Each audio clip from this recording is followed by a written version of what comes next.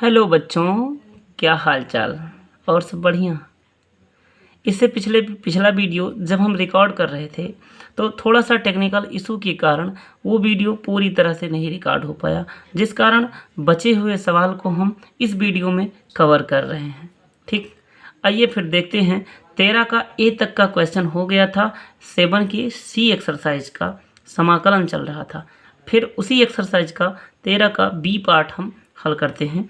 देखिए, इसको हल करने के लिए हम इसको अलग अलग लिखेंगे। हमने लिख दिया 1 प्लस एक्स अपान का x square 1 plus x d x और प्लस का integration x square upon x square 1 plus x d x. ठीक है, अब यहाँ से 1 प्लस एक्स से 1 प्लस एक्स कैंसिल और सॉरी एक्स स्क्वायर यहाँ था तो एक्स स्क्वायर से एक्स स्क्वायर कैंसिल। अब हमको क्या मिला, integral 1 upon x square d x plus integral 1 upon 1 plus x d x. ठीक है, अब इसको हम ऊपर ले जाएंगे तो ये हो जाएगा x power -2 D x plus integral 1 upon 1 plus x d x. इसका डिफ्रेंशिएशन जब करेंगे तो ये हो जाएगा माइनस का 1 अपान एक्स। ठीक, और प्लस 1 अपान एक्स का लॉग एक्स। एक्स की वैल्यू क्या है 1 प्लस एक्स और इंटीग्रल कांस्टेंट कोई आ जाएगा एक, जिसको हमने सी कह दिया। और यही हमारे इस क्वेश्चन का प्यारा सा आंसर होगा। फिर इसके बाद क्वेश्चन नंबर 14 देखते हैं।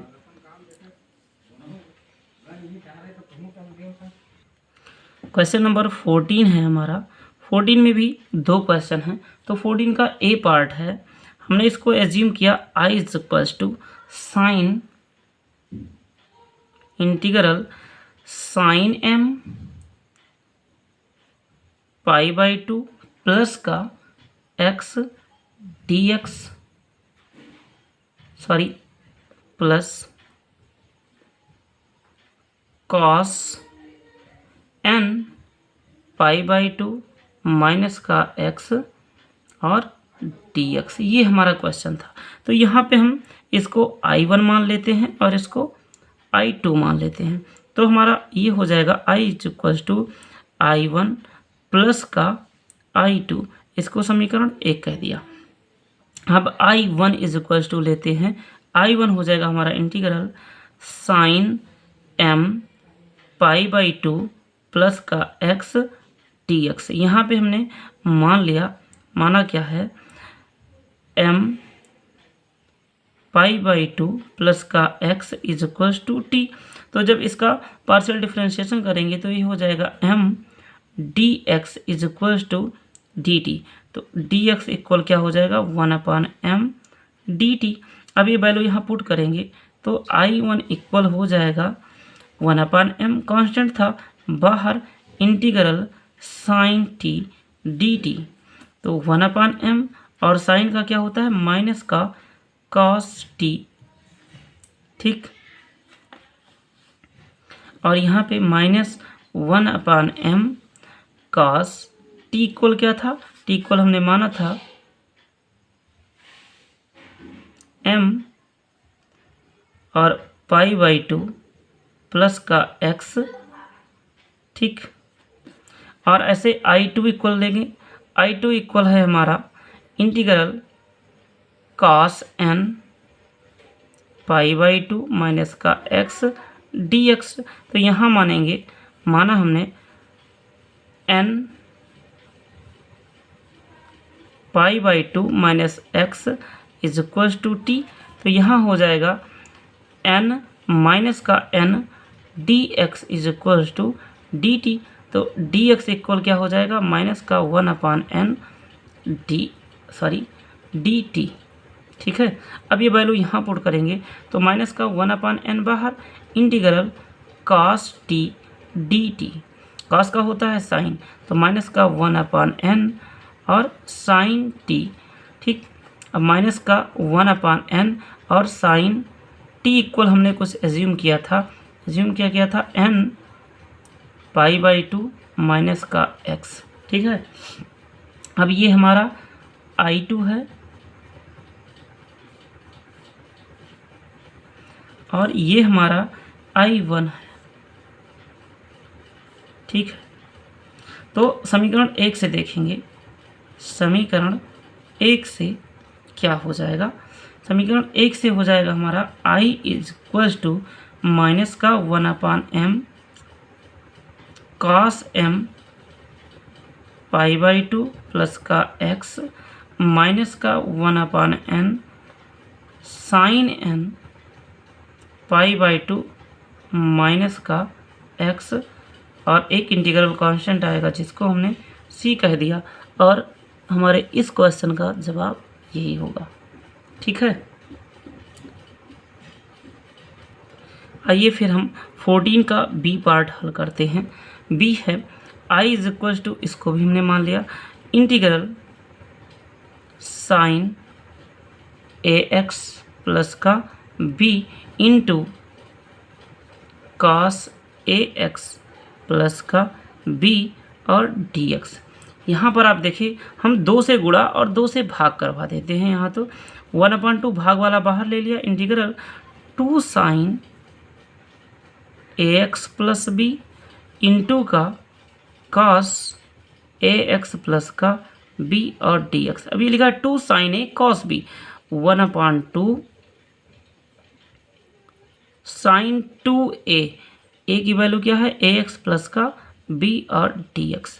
अब यहाँ पे मानेंगे क्या, माना 2ax प्लस b is equal to t, तो ये हो जाएगा 2a dx is equal to dt।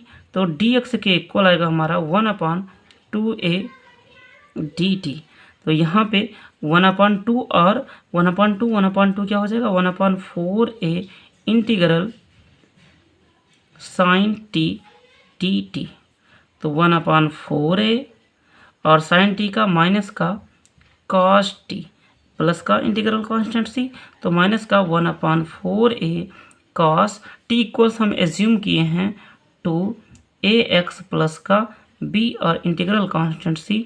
यही इस क्वेश्चन का आंसर होगा। उम्मीद करते हैं आपको ये क्वेश्चन भी बेहतर समझ में आया होगा।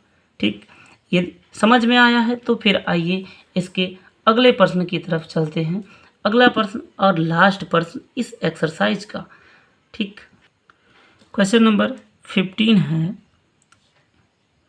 I is equal to integral dx upon का x रूट में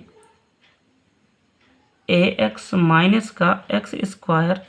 ठीक, तो यहाँ पे क्या करेंगे, हम मान लेंगे पहले, माना x is equal to a sine square theta. तो यहाँ पे हो जाएगा dx is equal to 2a sine theta into cos theta और डी थीटा। dx के स्थान पर इतना आ जाएगा।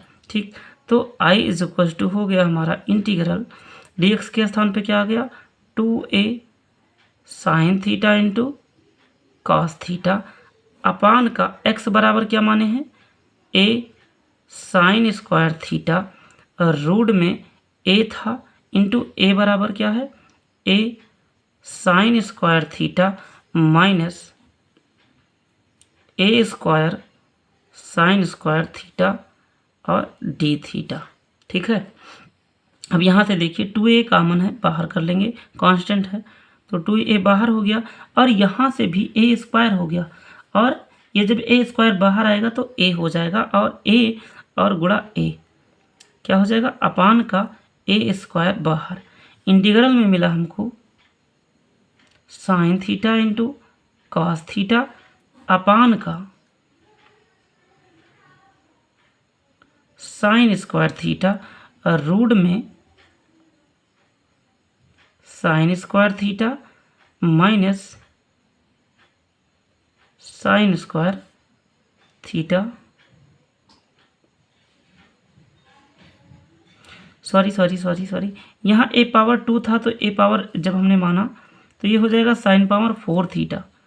ठीक, डी थीटा। ठीक है, तब यहाँ से अब देखिए एक a से एक a कैंसिल हो गया, अब हमको मिला 2/a, ठीक, 2/a इंटीग्रल, एक साइन थीटा से एक साइन थीटा कैंसिल, तो ऊपर आया cos थीटा अपान का साइन थीटा, और यहाँ से साइन स्क्वायर थीटा कॉमन लेंगे तो इंटू में बाहर क्या आ जाएगा हमारा साइन थीटा, और रूट में मिला 1 minus sign square theta D theta, ठीक। तो 2/a integral cos theta upon का साइन स्क्वायर थीटा, और यहाँ 1 minus sign square theta cos square theta, और cos स्क्वायर थीटा रूट और स्क्वायर है तो ये हो जाएगा इंटू का cos थीटा डी थीटा, ये दोनों कट गए। अब यहाँ मिला 2/a integral cosec square theta D theta, क्योंकि 1/sin square 1/sin is equal to cosec होता है, ठीक। अब यहाँ पे हम क्या करेंगे 2/a और कॉसेक स्क्वायर थीटा का डिफ्रेंशिएशन होता है माइनस का कॉट थीटा प्लस का इंटीग्रल कांस्टेंट क्या आ गया c, ठीक। तो ये माइनस का 2/a, और इसको हम लिख सकते हैं रूट में cos स्क्वायर थीटा अपान का साइन स्क्वायर थीटा प्लस का c, ठीक, माइनस का 2/a, और रूट में cos स्क्वायर को हम ले देंगे 1 minus sign square theta upon का साइन स्क्वायर थीटा प्लस का c, ठीक है। यहाँ से जब हम इसको अलग अलग करेंगे तो 2/a रूट में 1 अपान साइन स्क्वायर थीटा माइनस का 1 और प्लस का c, ठीक। अब यहाँ से हम जो माने थे यहाँ से साइन स्क्वायर थीटा की वैल्यू लाएंगे, तो sine square theta is equal to हो जाएगा हमारा x अपान का a, और इस वैल्यू को हम उपयोग करने जा रहे हैं यहाँ पे, तो ये हो जाएगा माइनस का 2/a और रूट में 1/x/a और माइनस का 1 प्लस का c, ये ऊपर हो जाएगा a, तो ये आएगा माइनस का 2/a, ठीक, माइनस का 2/a रूट में a/x माइनस का 1 और प्लस का c, it implies date minus का 2/a, और यहाँ हो जाएगा रूट में a माइनस का x अपान का x प्लस का इंटीग्रल कांस्टेंट c, और यही इस क्वेश्चन का प्यारा सा आंसर होगा, ठीक। उम्मीद करते हैं ये सारे प्रश्न इस एक्सरसाइज के आपको सरलता से समझ में आए होंगे, ठीक। Thank you for watching.